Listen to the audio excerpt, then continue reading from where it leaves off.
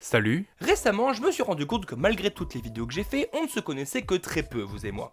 Alors je me suis dit que pour régler ce problème, l'idéal ce serait que je vous raconte un petit peu ma vie en ce début de vidéo. Alors, ça vous dit? Attends, bouge pas. Ok, alors vous voyez, moi dans la vie, je lis énormément de mangas et je mate énormément d'animés. Voilà, c'est ma passion, j'adore faire ça, et ça se voit tellement que j'ai carrément consacré une chaîne YouTube dédiée à ça. Ça se voit tellement que mes potes me recommandent régulièrement des œuvres diverses et variées, et dans le lot on en retrouve des super cool, des sympatoches, des pas ouf, et certaines autres qui me font remettre en question mes fréquentations. Mais de temps en temps, il arrive qu'on me conseille une œuvre spéciale. Une œuvre marquante, touchante, parlante, brillante, une qui résonne en moi à tel point que je n'arrive pas à l'oublier. Bref, il arrive qu'on me conseille un chef-d'œuvre. Et quand ça arrive, eh bien je deviens fasciné par cette œuvre, à tel point que je passe tout mon temps à y réfléchir encore et encore, afin de le décortiquer dans ses moindres détails, tel un foufou dingo prêt à être enfermé à l'asile. Et c'est pile là que vous intervenez, puisque ces analyses, je finis par les coucher sur le papier et à en faire des vidéos pour que vous les regardiez, histoire de rentabiliser tout ce temps passé le regard dans le vide à cogiter sans rien faire. Donc en somme, vous me servez d'alibi pour ne pas que je me fasse enfermer et pour que mon entourage ne croit pas que je passe mes journées à rien faire. Ben voyons. Ainsi mes chers camarades, vous allez une nouvelle fois me servir d'alibi pour tout ce temps passé à réfléchir sur cette œuvre, alors préparez vos cartouches d'encre et vos doliprane, car aujourd'hui on va parler du péché originel de ta copie.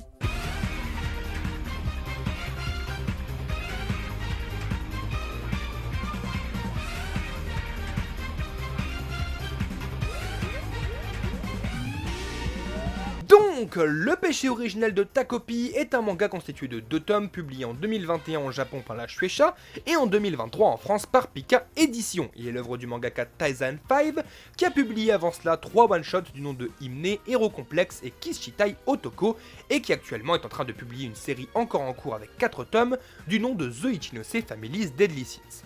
Donc vous l'aurez compris, ta copie est son premier manga de plus d'un tome avant celui qu'il publie actuellement. Et sachez que pour une première, il ne manquait pas d'idées, puisque ce manga nous conte l'histoire de ta copie, un petit poulpe extraterrestre tout mignon, qui débarque sur Terre avec la ferme intention de rendre heureux tous les enfants qu'il croisera. La première d'entre eux est une jeune fille du nom de Shizuka, qui vit une existence désastreuse entre solitude, harcèlement et abandon. Pour l'aider, notre petit héros va utiliser divers gadgets de sa planète d'origine, tels qu'un bracelet qui permet de voler, un appareil photo super chouette, ou encore un ruban qui permet à son utilisateur de se réconcilier avec celui ou celle avec qui il s'attachera. Mais tous ces objets n'arriveront pas à lui rendre le sourire, et suite à un énième coup de pute de la vie, Shizuka empruntera le ruban de ta copie dont on vient de parler pour l'utiliser seul de son côté. Après quelques temps sans la voir revenir, notre héros s'inquiétera de savoir si elle a réussi à l'utiliser seule, et va aller la voir chez elle et tomber sur ça.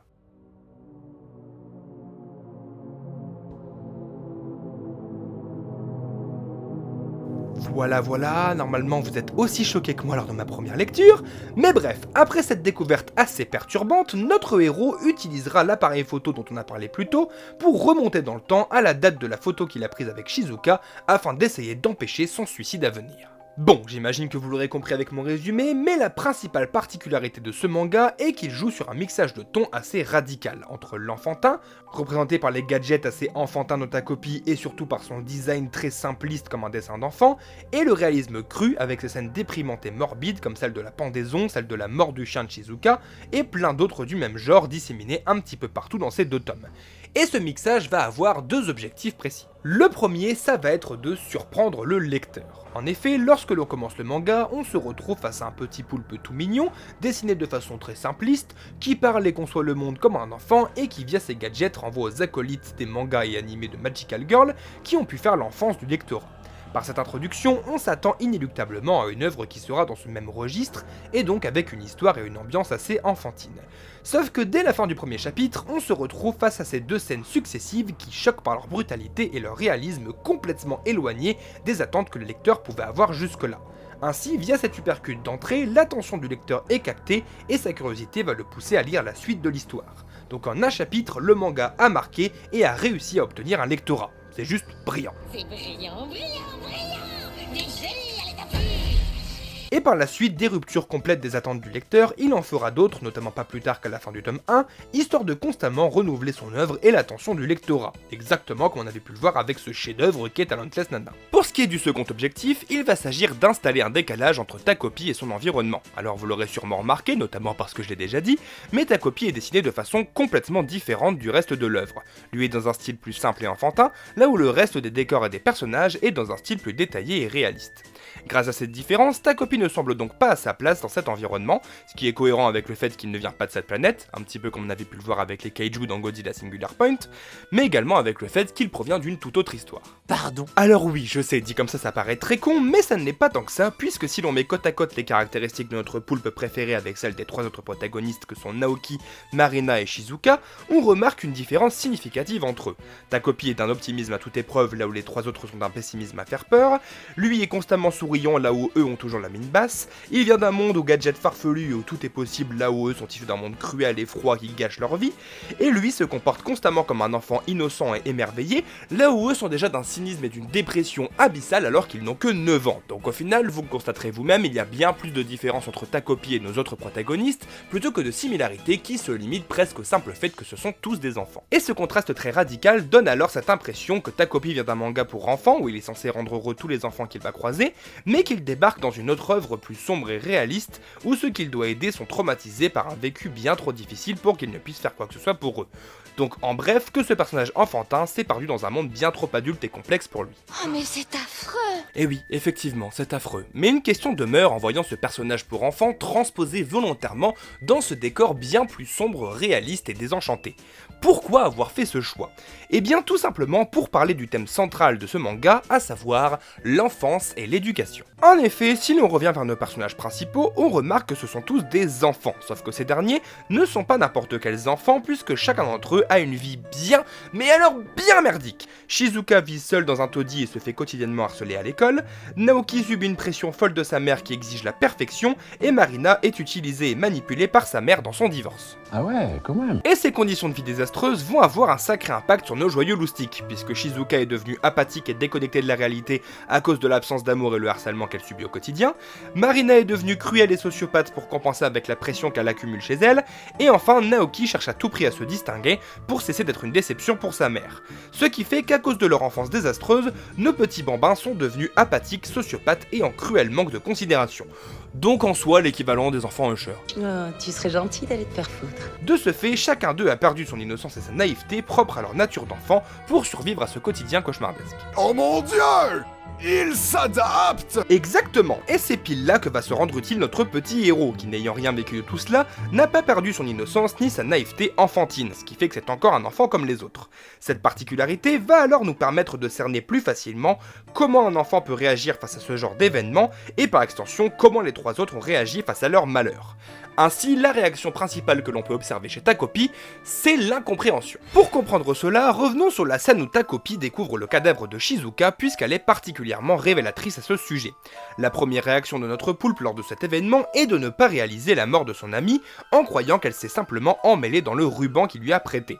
Cependant, après avoir réalisé la gravité de la situation, notre héros va avoir une deuxième réaction particulièrement intéressante, à savoir se juger responsable de ce qui s'est passé. Il va donc croire que si cela s'est produit, c'est parce qu'il n'a pas respecté les règles de sa planète en laissant Shizuka l'utiliser seul. Un petit peu comme un gamin qui croit que parce qu'il a juré sur la tête de quelqu'un en mentant, cette personne va forcément mourir. Et faites pas genre, on y a tous cru quand on était enfant. De toute façon, personne n'est parfait comme on dit. Et justement, cette manie de se reporter la faute, on la retrouve également chez nos trois autres protagonistes, puisque Shizuka, ne comprenant pas les raisons de son harcèlement, croit qu'elle en est responsable, on le voit par son absence de réaction. Marina étant utilisée dans le divorce de ses parents, croit que c'est à elle de trouver une solution, qu'elle trouvera d'ailleurs en s'en prenant à Shizuka, la fille de la maîtresse de son père, elle le dit même clairement.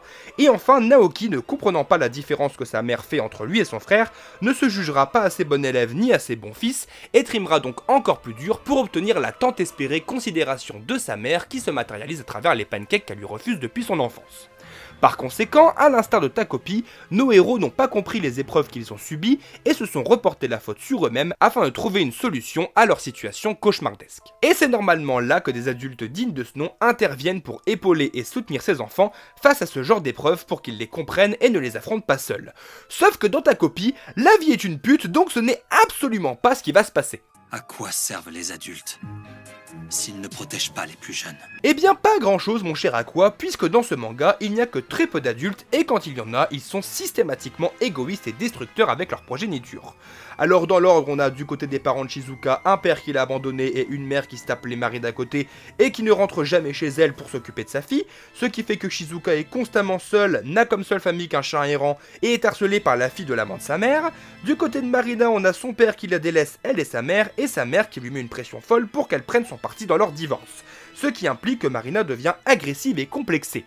Enfin, du côté de chez Naoki, on a un père qui est tellement absent qu'on ne le voit jamais du manga, et une mère qui lui met une pression folle pour qu'il soit exactement comme son frère aîné et prenne sa succession, ce qui fait que Naoki essaie d'être utile à n'importe qui pour n'importe quelle raison, histoire de combler son manque affectif. On remarque donc de façon flagrante à travers ces cadres familiaux assez problématiques que ses parents, de par leur comportement égoïste et irresponsable, engendrent des enfants bourrés de névroses et de traumatismes sans repère ni soutien pour se sortir de là. Ainsi, le manga accuse directement ces adultes de détruire psychologiquement leurs enfants en les délaissant et en leur imposant de trop lourds poids pour leurs frêles épaules d'enfants de 9 ans. Waouh! Vous balancez des accusations très graves et il me semble que vous n'avez que des preuves circonspectives. Eh bien, figurez-vous que j'ai une preuve on ne peut plus significative en la présence de l'unique adulte qui agit correctement de tout ce manga, j'ai nommé Junya Azuma, le frère de Naoki. En effet, si on se penche sur le personnage de Junya, on remarque que ce dernier a commencé sa vie avec la même éducation qu'a reçu Naoki. Sauf que lui a pris la décision de s'affranchir de l'emprise qu'avait sa mère sur lui et de vivre la vie qu'il voulait en ignorant complètement les reproches que sa génitrice pouvait lui faire. De plus, on peut également remarquer qu'il se préoccupe beaucoup du bien-être de son frère en lui demandant régulièrement comment il va et en étant une oreille attentive qui l'aide et l'écoute sans le juger, spécialement sur la fin de l'histoire. Donc bref, ce mec est un héros. Pas du tout, c'est une simple question de logique. Mais là, vous devez certainement vous dire que cet argument ne prouve absolument pas mes dires, mais plutôt les contredit, puisqu'avec la présence du personnage de Junya, les adultes du manga ne sont pas tous ignobles, donc le portrait que fait le manga des adultes n'est pas 100% négatif. Eh bien, permettez-moi de vous dire que vous vous trompez. Et oui, désolé de vous contredire, mais déjà le responsable et tuteur de Naoki, c'est sa mère et non pas son frère, donc logiquement le rôle qu'il prend n'est pas totalement le sien, mais plutôt celui de sa mère. De plus, on nous montre que Naoki rejette constamment l'aide de Junya, puisqu'il le juge responsable de son malheur, et en effet, comme on a pu le voir plus tôt, c'est par la fuite de Junya que sa mère a reporté sa pression sur Naoki. Donc au final, il a effectivement une part de responsabilité dans cette histoire, même si c'est clairement la mère et la pression psychologique qu'elle exerce sur ses enfants les responsables, puisque Junya, lui, n'a fait que se sortir de cet enfer. Sauf qu'ici l'élément important apparaît lorsque l'on analyse le personnage en profondeur, puisque Junya est avant tout un étudiant, donc plus un jeune adulte qu'un adulte, et en plus ce dernier vient de sortir de la même situation que son frère, ce qui fait qu'il sait très bien ce que Naoki peut vivre et agit donc en circonstance, en lui prêtant une oreille attentive, en étant patient avec lui, et surtout en ne le jugeant jamais sur ses erreurs. De là, il apparaît avant tout comme un modèle de celui qui a su s'en sortir et vivre une vie meilleure, et qui essaye d'aider les personnes qui vivent la même chose que lui. Donc en gros, c'est avant tout une lueur d'espoir et un modèle pour son frère, plutôt qu'une figure parentale. Et c'est pile là qu'apparaît la nuance entre Junya et les autres adultes, puisque lui est la représentation de la bonne figure adulte, qui porte attention aux plus jeunes et les aide du mieux qu'il peut, et à l'inverse, les autres sont l'incarnation d'une figure parentale désastreuse, qui par leur égoïsme et leur laxisme force leurs enfants à grandir trop vite, perturbant leurs esprits et leurs codes moraux. Du coup, certes, Junya est un bon adulte, mais il sert surtout de nuance au propos et pas d'atténuation à ce dernier. Maintenant qu'on a bien déblayé le terrain sur nos trois enfants principaux, revenons à ce cher Takopi. Takopi. Mais si, Takopi, vous voyez le héros de l'histoire, celui qui donne son nom au manga, le poulpe là dont on parlait au début. Mais vous êtes pas mort, espèce de connard? Alors non, il est pas mort, et en plus de ça, il a un objectif totalement différent de nos trois autres joyeux loufoques qui représentaient les enfants perturbés, puisque lui est l'incarnation de l'enfant normal par excellence. En effet, comme on a pu le voir plus tôt, Takopi est associé à un imaginaire très enfantin, de par son design, ses gadgets ou sa naïveté à toute épreuve.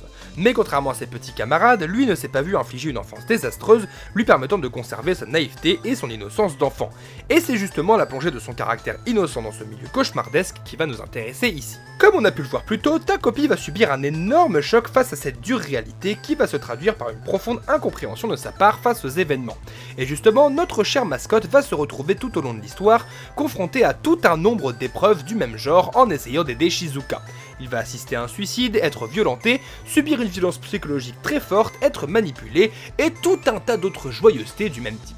Les gens participent, c'est convivial. Non, c'est atroce. Mais pas du tout. Oh que si, c'est atroce, mais au moins ça n'est pas gratuit, car au-delà de la réaction de ta copie, le plus intéressant c'est l'impact que ça va avoir sur lui, puisqu'en tant qu'enfant, il va évidemment forger sa personnalité et son code moral par rapport à son entourage et son vécu, un petit peu comme nos 3 lurons qui sont devenus dépressifs et névrosés à cause de leur éducation. Mais ça on l'a déjà dit. Alors oui, on en a déjà parlé pour eux, mais pour ta copie c'est un poil différent, puisque lui va garder son optimisme malgré les épreuves auxquelles il va faire face. Et ça, c'est visible par son obstination continuelle à rendre son entourage heureux.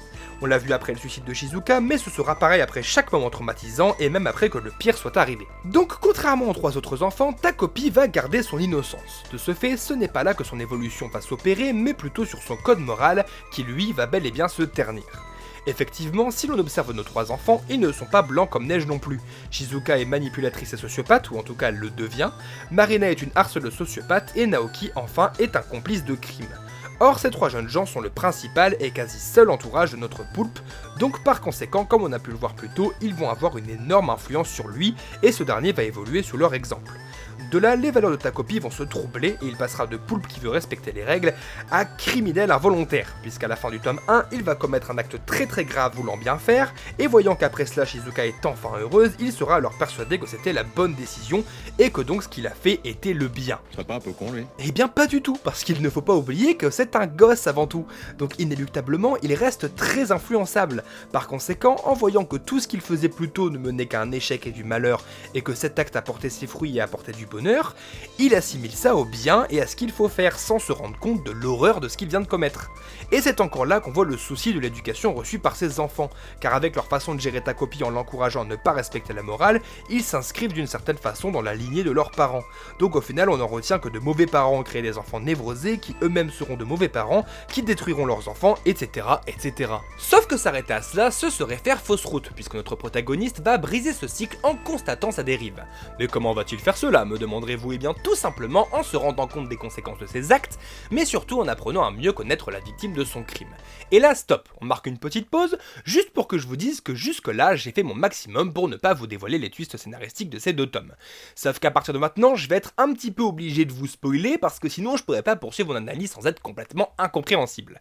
Donc à partir de maintenant, soyez au courant, je vais vous spoiler allègrement le gros événement du tome 1, donc le crime de ta copie. Alors s'il vous plaît, je vous le demande personnellement, pour ne pas vous gâcher la lecture de ce manga, lisez-le avant de poursuivre cette vidéo. Voilà, je sais que beaucoup ne le feront pas, mais au moins je tente ma chance, parce que le plaisir de découverte est vraiment très important, et que 2 tomes ça va quand même assez vite. Donc voilà, si vous voulez pas être spoilé, rendez-vous ici. Vous restez ? Bon bah tant pis pour vous alors, donc à la fin du tome 1, Marina part agresser Shizuka en forêt tandis que ta copie assiste à la scène impuissant. Dans la panique, il se jette sur Marina et lui défonce le crâne avec son appareil photo, la tuant sur le coup. Après cet événement, ta copie tente à nouveau de remonter le temps, sauf que pas de bol, son appareil ne marche plus, ce qui fait qu'il va donc devoir assumer les conséquences de ses actes. Sauf que Shizuka, ravi que sa harceleuse lui foute enfin la paix, remercie ta copie et avec l'aide de Naoki, ils vont planquer le cadavre de Marina en forêt comme si de rien n'était, laissant donc le cadavre de cette gamine pourrir au fin fond d'un bois. Vous avez fait quoi? Bon, je vous le dis tout de suite, pour moi cet événement est tout bonnement génial. Enfin, scénaristiquement parlant, hein, parce que dans les faits, ce qui se passe dedans, c'est complètement horrible.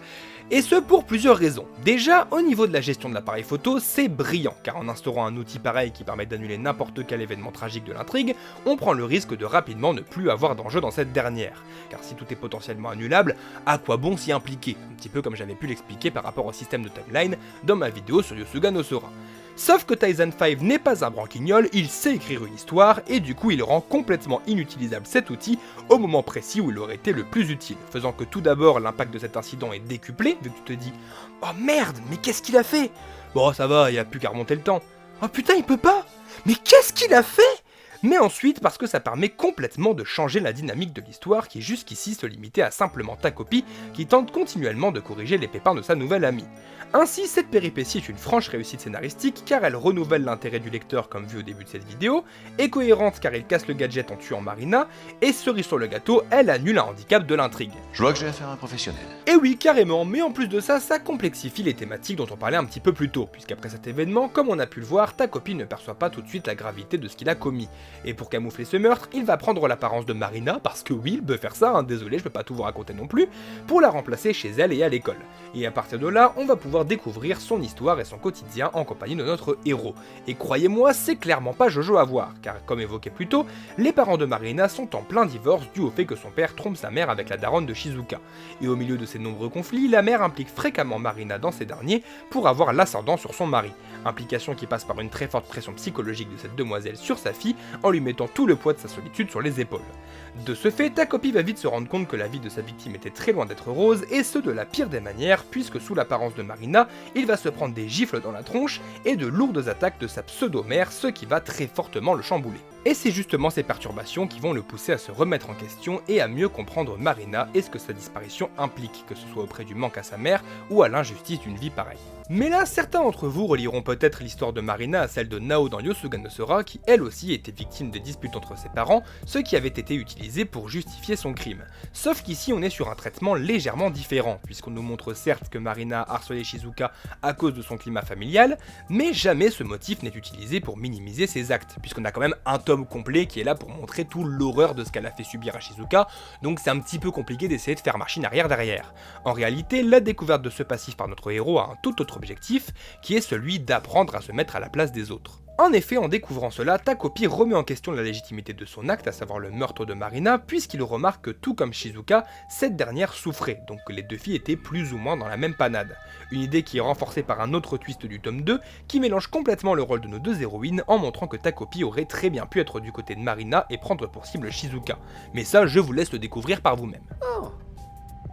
Merci. Bref, via ce nouvel élément qui perturbe une nouvelle fois la morale de notre poulpe, on nous fait nous montrer un individu qui découvre un monde et une morale plus complexe que là il y a des gentils et là il y a des méchants. En découvrant donc que l'oppresseur est aussi oppressé, il apprend à se mettre à la place d'autrui et à ne pas juste envisager le monde comme du noir et du blanc, mais plutôt comme un mélange de couleurs plus complexe à dissocier. Qu'est-ce que vous pouvez perdre comme temps avec vos métaphores? Donc en gros, au-delà de cette histoire d'éducation à corriger, ce manga nous encourage à ne pas nous contenter de notre point de vue et d'une vision du monde binaire, mais plutôt de se mettre à la place d'autrui et de voir plus loin, d'être dans la compréhension, dans l'empathie, et de se remettre sans cesse en question plutôt que de ne jurer que par sa vision du monde qui serait le bien face au mal qui serait la vision des autres. Une thématique qui trouve par ailleurs son point d'orgue dans la résolution finale, où afin de trouver quel chemin suivre, notre héros renie les règles imposées par sa planète à ses dépens pour réunir ce qui avait été brisé auparavant et en sacrifiant son bonheur au profit de celui des autres. Ainsi, il offre aux autres un espoir d'un avenir meilleur plein de compréhension et d'empathie, et par cet acte dont vous ne savez rien, et son optimisme enfantin à toute épreuve,